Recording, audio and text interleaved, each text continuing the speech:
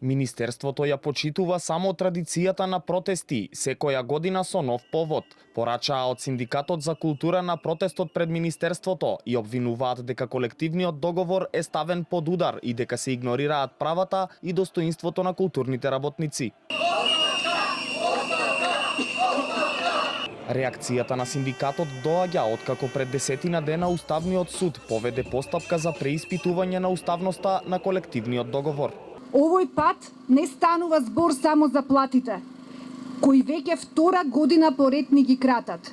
Овој пат се доведени во прашање сите наши изборени права. И ова немаше да биде толку болно, ако од другата страна министерот не беше колега.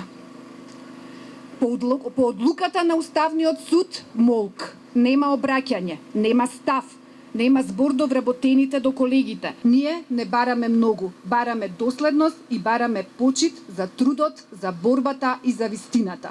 За протестот велат дека не е само реакција на една судска постапка, туку и страв дека може да се прекршат договорените права за над 2300 вработени во повеќе од 120 установи. Поранешната председателка на СКРМ, Сања Арсовска, која е и подписничка на договорот, ја оцени одлуката како политичка. Вели дека државата одвојува пари за непотребни трошоци, но не и за плати на културните работници.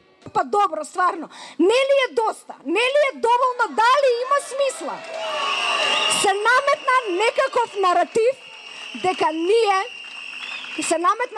дека ние вработените во културата имаме огромни плати. И притоа тој наратив го наметнаа оние кои што земаат 10 пати поголеми плати од нас. Од Министерството не одговорија на нашите прашања поврзани со барањата на синдикалците. Протестот доаѓа по средбата што синдикатот вчера ја имал со министерот Љутков, но според председателката Атанасова не паднал конкретен договор, со најава дека преговорите ќе продолжат. Од синдикатот на состанокот гледаат како обид за смирување на кризата во последен момент.